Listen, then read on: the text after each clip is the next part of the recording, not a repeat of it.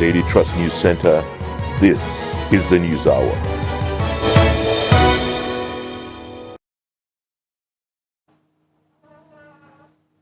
On News Hour tonight, residents killed as terrorists fire mortar bomb into Borno community. 38-year-old pregnant woman drowns while crossing River Kaduna. Protest rocks Ekiti community over relocation of Federal College of Education. And on the foreign scene, Kenya in shock as road crash toll hits 52. Hello and welcome to Trust TV News Hour. I am Abdurrahman Omar. Thanks for joining. We begin with security.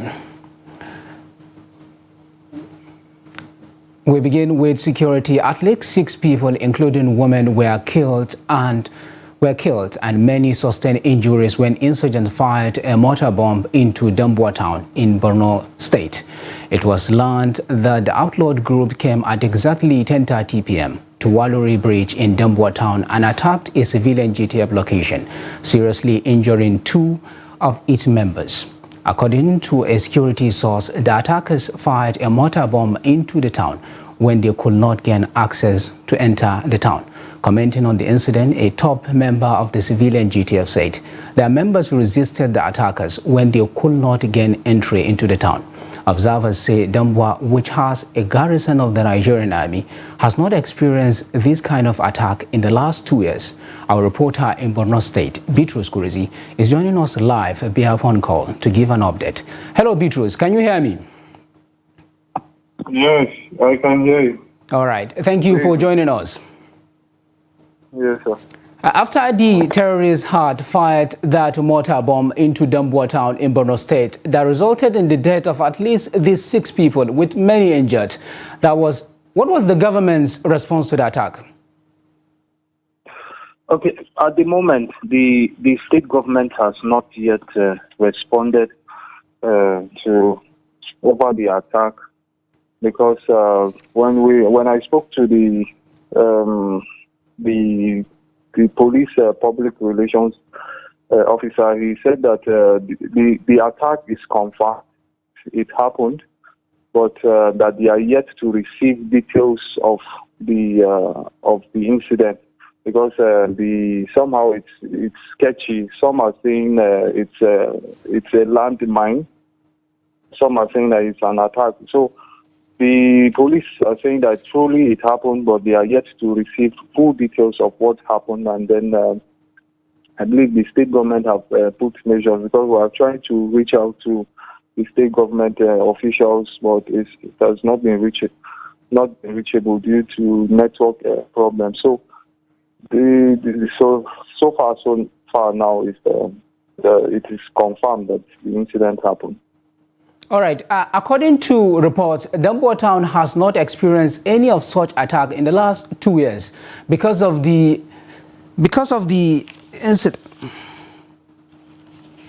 Has not experienced any of such attack because when you had it, but then we have a lot of incidences of such attack that these people that Boko Haram are claiming that it is a retaliatory attack. Why do you think that is happening? Okay, yes, if you can remember, like there was I think last week or so, there was an attack in the Mole here, and some of the local governments like Konduga and Jerry, where they killed farmers. In the last, like the Mulai attack, that they killed 7 farmers, those that were affected in the community, they said that the terrorists left a message that they were coming back. So it was somehow as if they are regrouping. But so this Dambuwa local government attack, it's a serious surprise because like it looked like the terrorists are regrouping or something because they sent a strong message to the military that they are coming. So maybe this could be what is happening now. Right, a quick question before you go. Has any group taken responsibility for the attack? If not, could this be part of the retaliatory attack against the army that Boko Haram vowed to launch? Yeah, Yes, it could be so, but it could be so. But the way I see this as maybe there's been change of formations in the Nigerian army system, so they will have to re-strategize how to repel such kind of attacks and then carry out maybe offensive attacks against the terrorists. And already the state governor, Governor Zulum, has in his last visit, when condolence visits to affected communities where farmers were killed, he has vowed that the military will be supported to fish out the terrorists, and then the window for them to surrender and repent open. But at the moment that they are going to be very, very ruthless, because especially that the terrorists have been carrying out these attacks on soft targets, which are the farmers, and which is going to cost food insecurity. So the state government said that they are going to be very, very ruthless against the terrorists. All right, thank you so much for taking the time to join us, Bitrus. Good night. Thank you so much. All right, still on security. In Katsina State, at least 2 people have been killed after more than 20 bandits invaded Ruma village of Bazari local government area of the state. Those killed are Musa Bala and Sadiq Ugafa for resisting kidnapped attempt by the bandits. The deceased were taking refuge in Ruma village from neighboring communities in 3 years. In a similar event, bandits are reported to have been unleashing mayhem on communities around Falali, Maji and Yangaya villages of Jibia local government area of Katsina State. On Friday, bandits were reported to have blocked Bugaji Kaura Gangara road, abducting dozens of people and dispossessing unsuspecting residents of their belongings. On Dandume Kadisau Road, bandits were reported to have been blocking the road and robbing passers-by in broad daylight. Our reporter in Katsina, Abdullahi Ahmadi, gives an update. You see, at the moment, the deceased have been buried according to the Islamic injunction in Ruma village of Bazare local government, even as there are a lot of anxiety and uncertainty among the residents. According to reports, people of the community are still living in fear of further attacks. And then this is coming even as security operatives were reported to have been launching series of attacks on various bandit camps, especially in Jibia and Bazare local governments. Even recently, many camps were destroyed and notorious terrorists were arrested and several others neutralized. But yet the terrorists are resurfacing and changing positions. In fact, hardly a day passes without recording attacks in areas like Faskari, Sabwa, Dandume, and Gangara local governments.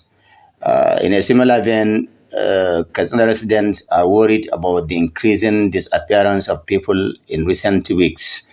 The most recent ones were the disappearance of Manir Atiku, the immediate past Katsina State Chairman and the current Deputy President of Mieti Allah, just last week. And up to this moment, there's nothing heard from him, or rather from his abductors, if it may be. And again, there is the disappearance of one Babao Saulawa, and that of the village head of Dabebewa in Batagara local government, whose dead body was found somewhere in Bazaro local government few days after his disappearance. So you can see how the situation is deteriorating at the moment. And of course, we have not heard anything from security agents on these recent attacks and disappearances of some of the residents of Katsina. A joint patrol team comprising the Nigeria Police and the Kogi East Neighborhood Watch have arrested 10 suspected kidnappers terrorizing Kogi and Benue States. It was gathered that the suspected kidnappers have been terrorizing Ogugu community in Olamaboro local government area of Kogi State and Orokamu Otupa axis in Benue State. The Kogi State Police Public Relations Officer SP William Oveaya, who confirmed the incident on Friday, said 3 of the suspected kidnappers were arrested in Kogi State, while 7 other gang members were arrested in the Gidarawa Trailer Park Hotel in Otupa, Benue State. According to him, those arrested in Benue State have been handed over to the Benue State Police Command, while the other 3 suspects are currently being interrogated by the police in Lokoja, Kogi State. Meanwhile, a 38-year-old pregnant woman has been drowned in a river in Kaduna while trying to cross to the other side in local canoe. The woman, identified as Pozia, was in the company of 4 other women who were all rescued by local divers.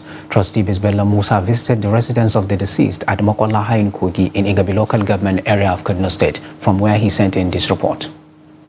The river is the easiest route for the people of Mokola and other communities across the river to reach home.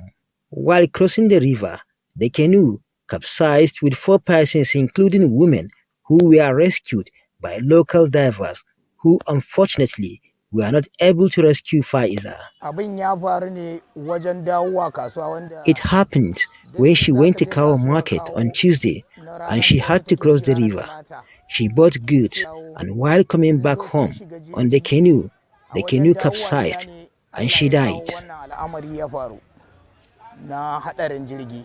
The inability of the divers to rescue Faiza was attributed to the overwhelming impact of the river. There were 5 women on the canoe, but the local divers rescued them, but couldn't rescue her due to pressure from the water. 2 days after the canoe incident, her body was not found, leaving canoe peddlers and the local divers with no option but to launch a search for her body. Abdul Hakim Yusuf is among the 5 children left by Faiza. He was seen among the group searching for the body of his mother along the river bank. We were searching for her body in the river. I felt so bad that we are yet to find it. There is a place like an island, that is where accidents normally occur due to pressure and high waves there. Faiza's body was later found along Bansora village in River Kaduna, and she was buried according to Islamic rites. Trust TV had severally reported that communities across River Kaduna have been appealing to the authorities concerned to build a bridge for them for easy conveyance of pregnant women to hospital across the metropolis. Bella Musa, Trust TV News, Kaduna. The Rivers State Police Command says it has rescued a kidnapped victim at Emoha local government area of the state. The Commissioner of Police, Unwoye Polycarp, revealed this during a press briefing at the State Police Headquarters in Port Harcourt. The Commissioner revealed that operatives of the command, alongside members of the Emoha Vigilante Security, tracked down a kidnapped victim to a forest off the Chuva Bridge along the East-West Road, where he was rescued while the kidnappers fled through the river.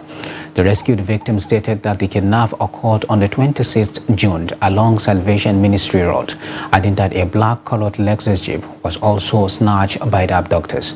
The police boss noted that while operatives go in pursuit of the recovery of the vehicle, the victim has been reunited with his family, adding that efforts are ongoing to track and arrest the hoodlums. The police chief stated. The CP also added that the command under his leadership is determined to fight crime to a standstill, adding that his doors are open to anyone who has credible information for the command. One person has been reported dead while 4 others sustained injuries of various degrees when an 18-seater bus rammed into a motorcycle carrying a passenger along Eparakwa Junction in Akwa Ibom on Friday, June 30th. This was contained on a statement on Saturday by the sector commander of Federal Road Safety Corps, Akwa Ibom Command, Matthew Olonisei. Olonisei attributed the crash to recklessness and cautioned drivers against reckless driving to avoid further road crashes, especially during the rainy season. The sector commander described the incident as an unfortunate situation that could have been avoided if caution was not thrown to the wind. He stressed that recklessness and impatience on the part of the drivers and riders have been on the major reasons crashes abound on roads. Operatives of the Nigerian police have reportedly arrested 6 persons in connection to the violence in Apofu community in Enugu State, which has claimed several lives. Sources say the suspects have been moved to the Force Criminal Investigation Department in Abuja for possible investigation and prosecution. However, there are accounts that claimed that the suspects were members of a vigilante known as the Neighborhood Watch in Apofu Nkanu East local government area.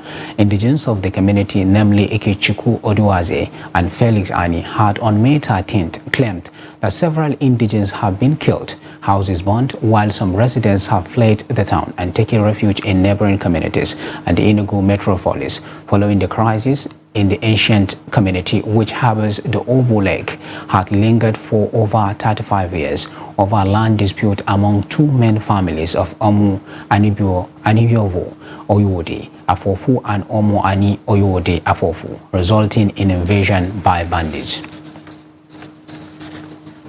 The Independent Petroleum Marketers Association of Nigeria, IPMAN, has denied the alleged plan by the association to increase pump price of premium motor spirit (PMS), also known as petrol, to 700 naira per litre nationwide. The chairman of IPMAN Southwest Zone, Daily Tajuddin, stated this in an interview in Ibadan on Friday. The chairman therefore urged Nigerians to disregard the speculation and not to engage in panic buying. Tajuddin stressed that the price of the product will not be more than what it is being sold presently. He commended President Bola Tinubu for removing the subsidy on petrol, adding that it was long overdue. He said the slight increase in pump price was because of the transportation cost, adding that Nigerians should be at rest as the commodity would not be out of reach for the masses. The leadership of the ruling All Progressives Congress (APC) has charged members of the National Assembly to collaborate with the executive arm of government, saying Nigerians expect a lot from the legislators. The party gave the charge through its national chairman, Abdullahi Adamu, when the president of the Senate, Godswill Akpabio, led members of the Senate on Salah homage to his Kefi residence in Nasarawa State. This is according to a statement on Saturday. The APC chairman congratulated Akpabio and Jibrin Barrow on their emergence as Senate President and Deputy Senate President, which he described as a great relief to the party. Noting that contests for offices were over, he said it was time for governance. Kano State government has denied relieving 10,000 workers employed by Abdullahi Ganduja's immediate administration. The government, however, confirmed that their salaries have been suspended pending an investigation into how they were recruited into the state civil service. The state head of service, Usman Bala, told reporters that a verification committee had been formed to evaluate the legality of their employment or otherwise. Trust TV correspondent Idris Jibrin reports. On the point of exit, 10,000 workers were controversially employed by the immediate past administration of Abdullahi Ganduje. The Kano State Ministry of Information, offices of the State Head of Service and Accountant General, organized this joint press conference to clear up issues relating to the matter. And the idea is to be bringing sector experts, the responsible people that have data. Anytime we are going to have a press conference so that you don't have to hear from me and go and clarify with them.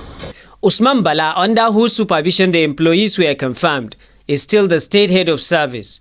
He says the workers in question were engaged by applicable laws of various MDAs in Kano, but approved by the then Governor Abdullahi Ganduje. The exercise really was carried out under my watch, but the responsibility of ensuring that it was done rightly and within the confines of the provisions of the law and rules and regulations is squarely vested with the respective MDS that employed such staff. However, unless verification is completed, such employment is now viewed as faulty by the administration of Governor Abba Kabir. Therefore, the government must stop paying their salary. The government has suspended the payment of salary of those newly employed staff. But no staff, let me be categorically clear, no staff is retrenched. No staff is actually retrenched. The government wants to conduct thorough verification with a view to allay those allegations that were made. The head of service reveals that the deduction of workers' salaries by the previous government began in 2019 as a salary consultancy fee to a firm called Share Benefits. The consultancy fee per civil servant should be 370, I think, for the state civil servant. For pensioners, it's a different figure, I think. Commencement period, I think, I'm not sure about the exact date, was 2019. In addition to employee salaries, the former Ganduje administration was also allegedly diverting funds intended for workers' promotion and surcharging pensioners monthly allowances. We realized that a lot of staff that's supposed to be promoted within the last 7 years are not enjoying their promotion at the local government level. So they now decided to do that promotion toward the end of their tenure, that is in April and May, which constitute a huge amount of money. And we came as well to realize that there is need to look at even the processes that was actually being approved or used to process or to approve for the promotion of the quantum of number of staffs. Now, Kano State government say there will be no more deduction of workers' salaries and pensioners' allowances, and that all pending issues relating to the state civil service are currently being investigated with a view to finding a lasting solution to the already identified problems allegedly created by the former government. Idris Jubrin, Trust TV News, Kano. You are watching the News Hour on Trust TV. Coming off after the break, we take a look at why young men delay marriage. Details of this story and more to come after the break. Do stay with us.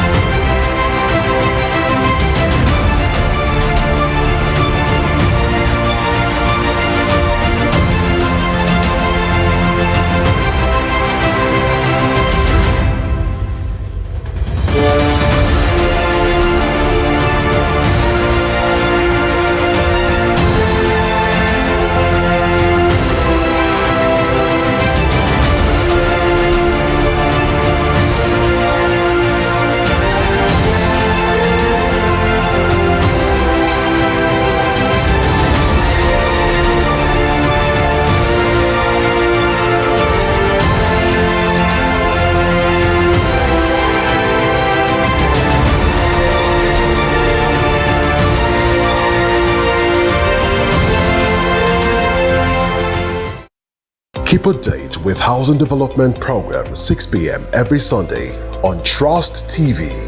Housing Development is the first and pioneer housing program in Nigeria and by extension, Africa. It remains the authentic voice of the Nigerian housing and construction industry. Housing Development is the only credible and specialized platform for seasoned professionals in the built industry, where quality and credible players in the real estate sector meet to interact, showcase, and analyze government policies. It is no doubt that hundreds of thousands of prospective Nigerians who desire to own their personal property have done so through the assistance of Housing Development Program in the last 10 years. If you are a stakeholder in the built industry, here is where you must be. We are authentic, credible, and supported by all the leading professionals in the built industry. Housing Development on Trust TV.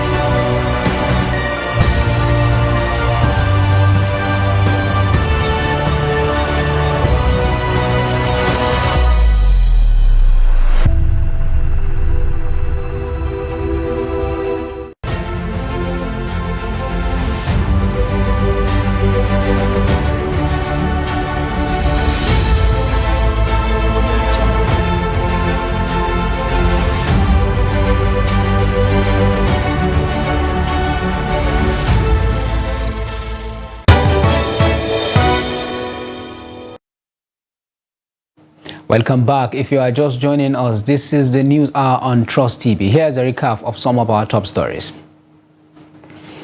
Residents killed as terrorists fire mortar bomb into Borno community. And 38-year-old pregnant woman drowns while crossing River Kaduna. Now moving on to other news. Commercial activities and movement were paralyzed for several hours on Saturday in Omo Ekiti following protests over the alleged relocation of the Federal College of Education meant for the town to Elewe Ekiti in Ekiti State. It will be recalled that the bill for the establishment of the Federal College of Education Omo Ekiti was sponsored by the senator representing Ekiti South Senatorial District, Biodun Olujimi, and was passed by both chambers of the 9th National Assembly. The protesters displayed placards such as "On Umo FCE we stand, no more, no less. This injustice must be redressed. Return our FCE back to us. Don't rob Peter to pay Paul. FCE belong to Omo Ekiti," among others. Travelers going to Abuja and those passing through the major highway in the town to Lagos, Ado Ekiti and neighboring Ondo State had a heckling time as the roads were barricaded. Efforts by the Nigerian police, the Directorate of State Service, and the other security agencies drafted to maintain law and order and also allow for free flow of traffic were rebuilt. Earlier, the paramount ruler of the community, Oba Noah Onobihen, had directed that all markets, shops, and other businesses must not open as a mark of protest for alleged injustice brought on the community. Addressing the protesters, a leader in the community, Segun Akinla, appealed to President Bola Tinubu and the governor of Ekiti State, Abiodun Oyebanji, to come to the rescue of Omo Ekiti by returning the Federal College of Education to the town. Meanwhile, the National Universities Commission (NUC) has warned the Academic Staff Union of Universities (ASU) to stop misleading Nigerians about the new university curriculum. This was disclosed in a statement by the NUC's Deputy Executive Secretary, Academics, Noel Salu, who was reacting to claims by ASU that the National Universities Commission (NUC) imposed the co-curriculum minimum academic standards on ASU. The NUC stated that all universities were carried along in the development of of the core curriculum, minimum academic standards. The NUC chief revealed that ASU's claims of no official communication from NUC to the universities on the review of the benchmark minimum academic standard were false. They also revealed that the curriculum review process started in 2018 with experts on various subjects in Nigerian universities producing the draft documents, adding that the draft was further forwarded to other experts in Nigerian universities for their input. They added that when the initial drafts of the CCMS were ready, they were also circulated amongst Nigerian academics and their input synthesized and incorporated into the respective programs, acknowledging that the process of getting and incorporating inputs from Nigerian universities had been the tradition of NUC since 1989 and had not faltered. Governor of Cross River State, Basi Edet Otu, has ordered the State Commissioner of Police to fish out and arrest all the gangsters that reportedly maimed and lynched an elderly woman accused of witchcraft. The woman was burnt to ashes in front of her church in the presence of daughter and members a few days ago in All Netim community of Akampa, local government area of the state. In a statement on Saturday morning signed by his chief press secretary, Emmanuel Obeche, Otu said the lynching is barbaric, repulsive, and against all civility. Governor Otu said all forms of brigandage and criminal acts will not be tolerated, but rather be met with the full weight of the law. Otu therefore directed the Commissioner of Police in the state to mobilize all tactical and investigative assets and ensure that the perpetrators of the heinous act are brought to justice. The police in Borno State on Friday arrested one Abdullahi Isa for locking up and starving his wife for nearly 2 years in Maiduguri. In a video seen and obtained by newsmen, a woman was being carried into a waiting ambulance. When contacted, a woman and children's rights activist Lucy Yunana, who was seen in the video, said the incident occurred in Gwangi 3 area of Maiduguri, the state capital, on Friday. She explained that Bulama of Gwangi 3 took her staff to the suspect residence where the woman had been locked up for nearly 2 years. She said neighbors usually sneaked in and gave her food, which sustained her for the almost 2 years she was held in captive by the husband. Lucy added that the woman has been taken to the hospital for treatment, with medics currently giving her the necessary treatment. But the suspect, Isa Abdullahi, claimed that they had 7 children together, but all have died, while her wife has been tormented by an evil spirit, which was the reason he locked her up. Stakeholders in the society have called on the federal government to ensure full implementation of Child Rights Act to guard against abuse and exploitation. They made the call on Saturday during a sensitization program on the life of an African child. Report. Children are the easiest target for child traffickers because they possess less ability to understand the difference between right and wrong, and therefore vulnerable to exploitation and molestation. Stakeholders in Lagos State, however, gathered here at Ojodu area of the state to sensitize people on the right of every child in the society. The Vice Coordinator, Child Protection Network, Ololade Hector Fowobaje, speaks on how far the Lagos State government helping to protect the right of every child in the state. The child rights law has been enacted. In fact, the child protection policy has been mandated for all schools. And then the child rights law has also been, lately they've told them that all schools must enforce it, So Lagos State is always there. Once the child rights policy has been mandated for all school holders, that's the starting point, So when there are child protection policies in school, child protection officers, we are good to go. So Lagos State has been there. We've been working very actively with the Lagos State government. Kudos to Lagos State government. So far, they have been doing so well. I remember way back 2016 with the Office of Public Defender under Ministry of Justice, which is Lagos State, and through the help of UNICEF, we have been able to release children from prison, from correctional centers, and from adult prison too. Other stakeholders, however, advised that every parent should take responsibility of their child and stop entrusting children in the hands of other people, urging the government to do more in protecting the right of every child. Monitoring their children, taking good care of their children, monitoring their faith, their movements, and when they are in school, they should be able to visit the school and know their well-being and the way the teachers are attending to their children. Applause to Lagos State government. They are doing a lot. Like they encourage organizations, especially the NGOs and any humanitarian society, to go out, and we are somehow coming together to bring it out. So we are giving a platform whereby we could work together with both the youth and women development and other ones like that. So we are giving good platform to work on towards that effect.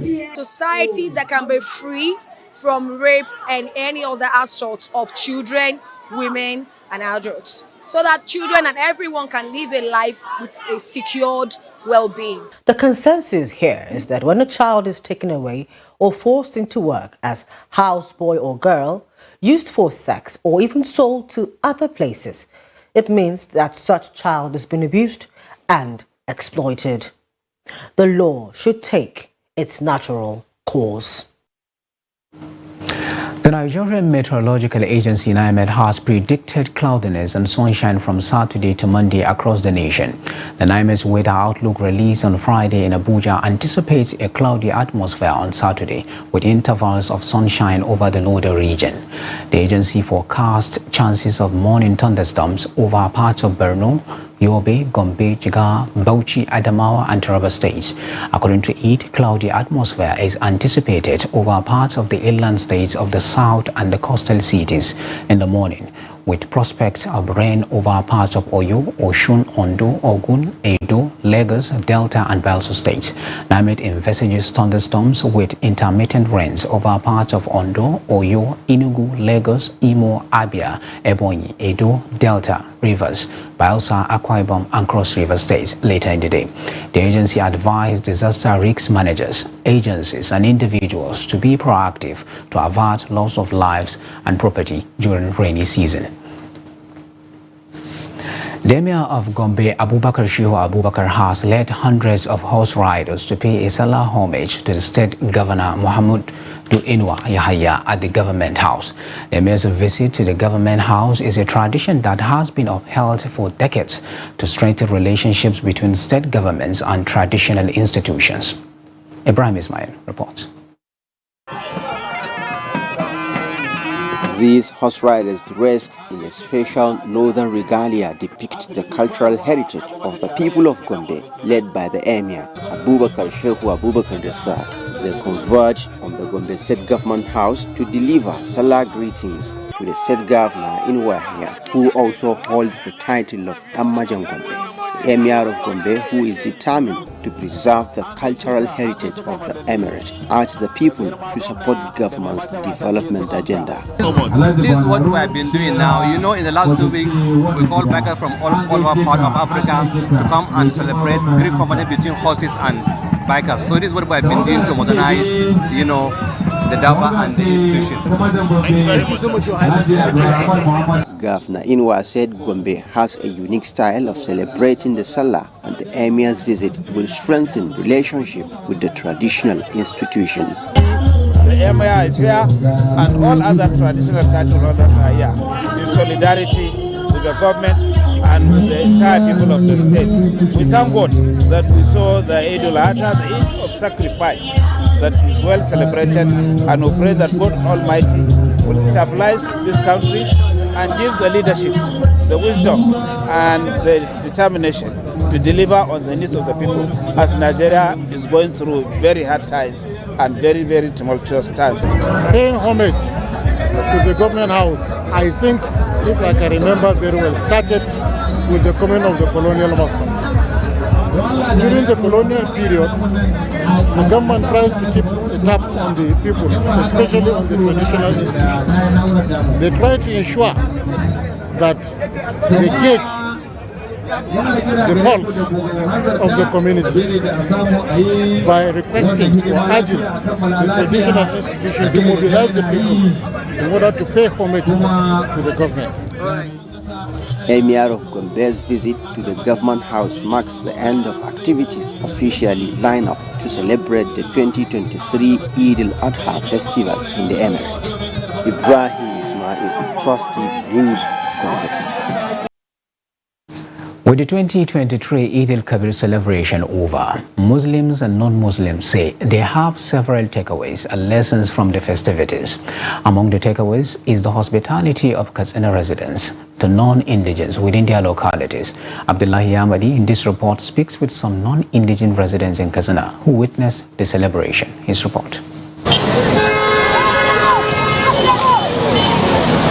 In Katsina, there are few or no restaurants or food vendors who open for business during festive periods, such as Salah.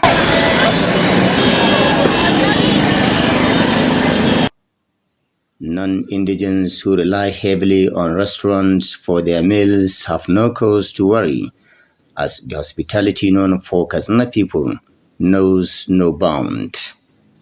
Miriam Oziama says was treated to what she called the best dishes she ever had in her entire life. And I'm here with my friends and family celebrating this Eid Kabir. And here with me is me and Tawishi and Kudus. This is my first time of having to taste this wonderful meal, and it's very, very lovely. It is also the tradition of many Katsina residents to serve meals and drinks to those around, regardless of tribe or religion. This Salah, which is what you call faithfulness and obedience, and that is what we use to preach to our people, especially this time around when there's change in pattern and because of the economy. This is happening even as many are caught in the hardship occasioned by inflation, fuel subsidy removal, and food scarcity. As you can see, last year with like 50,000 you can buy a medium-sized big ram, but this year you have to spend 80,000. And you can look at the prices of price of petrol now. So all the money virtually is going on fueling. People are tend to take the hardship and push on with it. As a matter of fact, there is a serious economic hardship. I had 2 chickens only for this Salah. I wanted to make a sacrifice at least to slaughter a ram, but I found it impossible. All the same, I thank God for witnessing the period. Even business owners who compared this year's Eid with previous festive seasons admitted that this is the worst ever in terms of living costs. There's a big difference between now and then. You can see how the celebration here, everywhere is dull, everywhere is just dull, nothing is moving. Unlike before, where when you get in here, you not even see goods on the high side, everything is skyrocketed. People don't have money to buy. People want to buy, but they don't have the money. So that is what we are facing here, especially here in Katsina now. Economists and other commentators are saying the earlier the government does something to cushion the effects of inflation and fuel subsidy removal, the better for Nigerians and Nigeria as a nation. Abdullahi Ismail, Trust Television News, Katsina. Harsh economic realities are forcing many young people to have a rethink about marriage. Soon will be couples in Katsina advanced a simple reason for decision to put marriage on hold until the economic situation improves.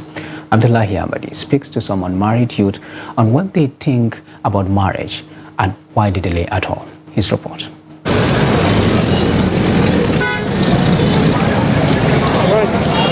Marriage is a union voluntarily joined for life until death separates the couple.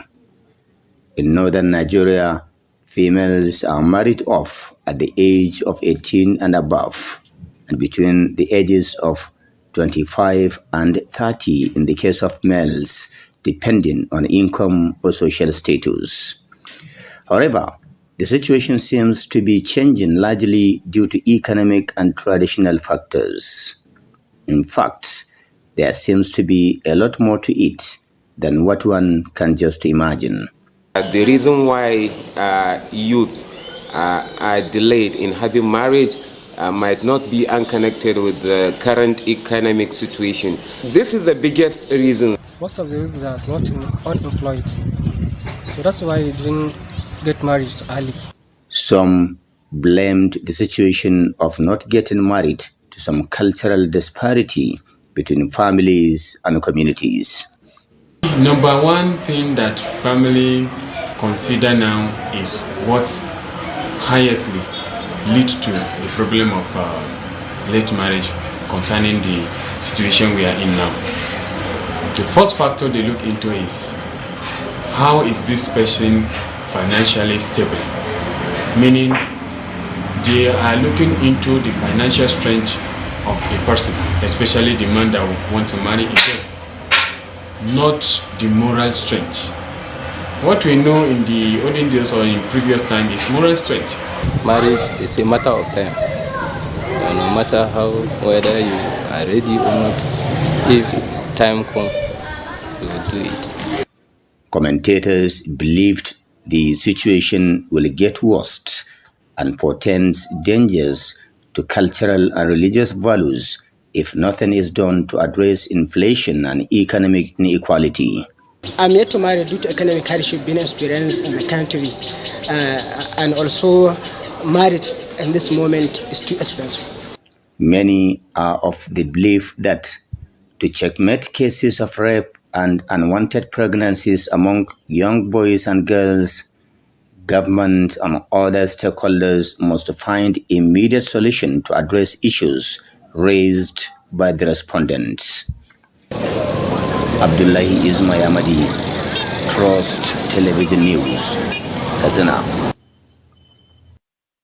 You are watching News Hour on Trust TV. The news continues after this short break. Do stay with us.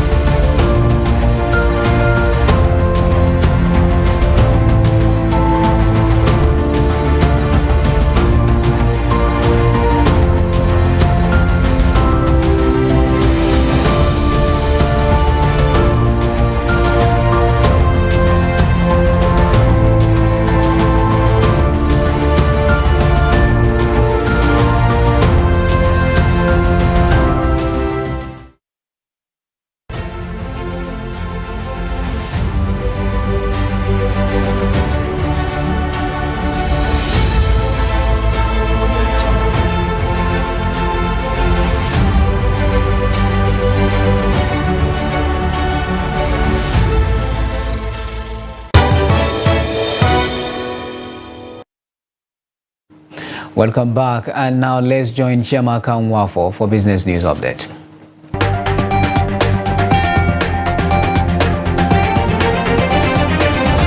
The government of India has invited President Bola Ahmed Tinubu to the G20 summit for this year. The G20 summit comes up in India between September 9th and 10th, 2023. The G20 brings together the world's major and systemically important economies. Its members represent 85% of global GDP, 75% of international trade, and 2/3 of the world's population. The forum meets every year since its inception in 1999 after the global financial crisis of the 1997 to 1998, with leaders meeting for an annual G20 Leaders Summit since 2008. Members of the G20 are Argentina, Australia, Brazil, Canada, China, France, Germany, India, Indonesia, Italy. Others are Japan, Republic of Korea, Mexico, Russia, Saudi Arabia, South Africa, Turkey, the United Kingdom, the United States, and the European Union. Nigeria's intra-African trade has continued to perform below expectations despite the commencement of the African Continental Free Trade Area, AfCFTA, as a trade value fell year-on-year to 842.6 billion naira in the first quarter of 2023.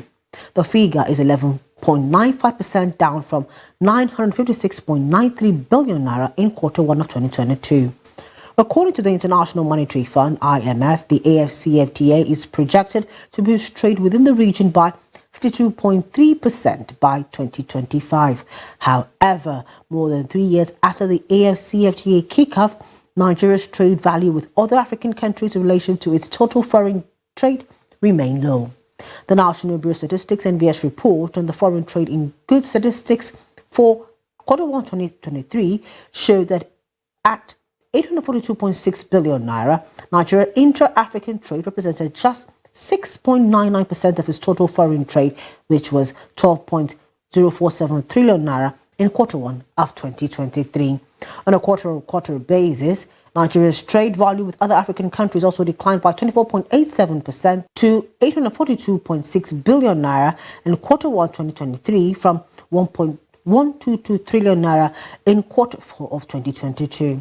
Now, breakdown of the trade data, however, showed that Nigeria exported more than it imported, with export value rising to 665.10 billion naira in quarter one 2023, while imports fell to 177.50 billion naira.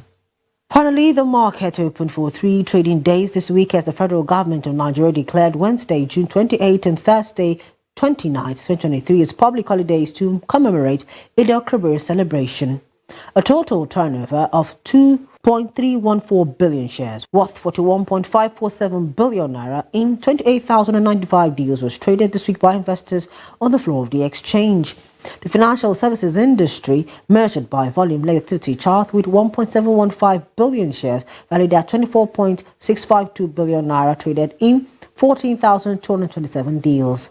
The conglomerates industry followed in second place, while the consumer goods industry was third place. The all-share index and market capitalization appreciated by 2.98% to close the week at 60,968.27 index points and 33.198 trillion naira respectively. 77 equities appreciated in price during the week, with 59 equities depreciating, while 20 equities remained unchanged. And that's it on Business News. I am Chiamaka Mwafo.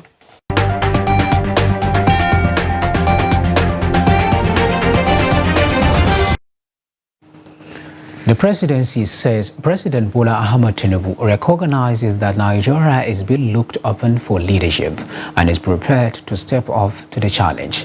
The special advisor to the president's special duties, communications and strategy stated this on Saturday while speaking to State House reporters following the visit of President Umaru Sissoco Embalo of Guinea-Bissau to President Tinubu at his Ikoyi, Lagos residence. Alake said while the visit was of a private nature, President Embalo took the opportunity to express his solidarity and willingness to cooperate with Nigeria under the leadership of President Tinubu. You know, he was very forthcoming, he was very expressive. He expressed his solidarity with the president of Nigeria and his readiness to cooperate with Nigeria at all times and with our current president. And he commended the laudable and policy initiatives of President Bola Ahmed Tinubu in the last 1 month.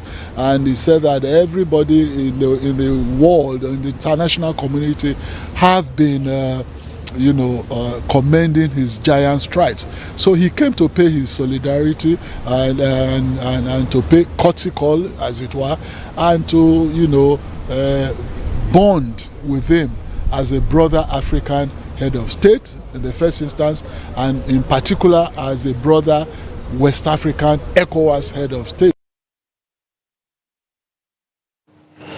And on the international scene, the death toll from a grisly road crash in western Kenya rose to 52 on Saturday. Police said as rescuers worked to clear the wreckage from one of the deadliest traffic accidents in the country in recent years.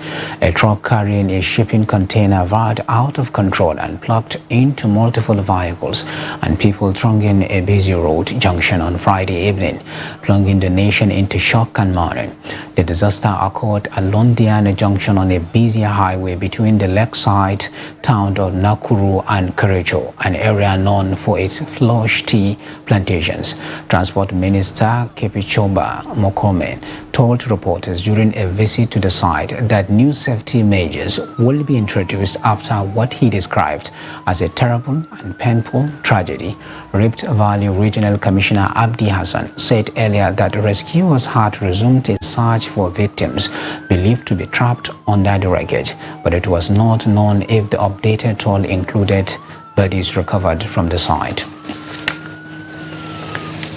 Sierra Leone's main opposition party has said it will not take part in any level of governance in the country, from parliament to local councils, following what it called fraudulent presidential election results.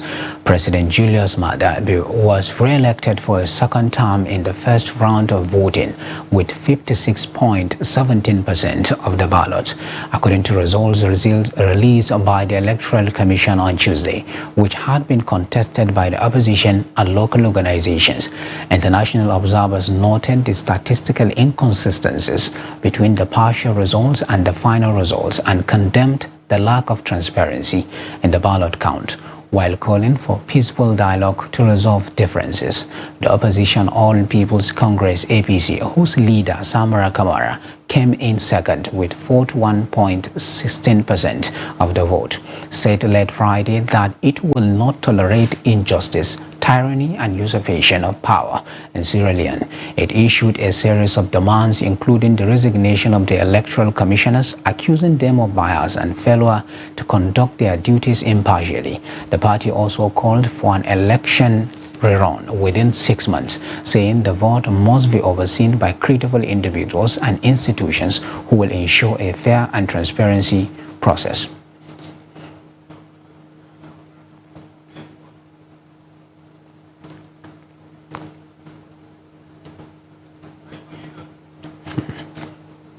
And finally, on sports news, Lukman Adefemi is set to extend his stay with Rivers United for the new season. The towering forward had an impressive outing during the Nigerian Premier League Super 6 playoffs in Lagos.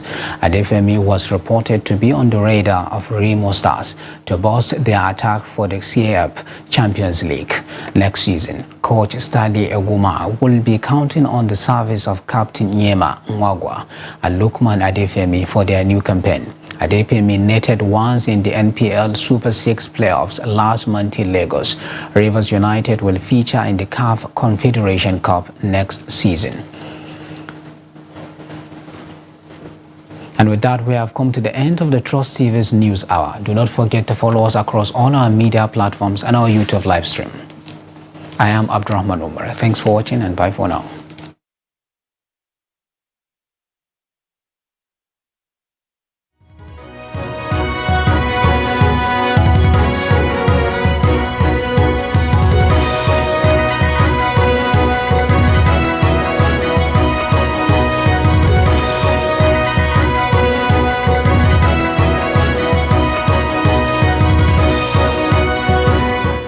Daily Trust News Center, this is the News Hour.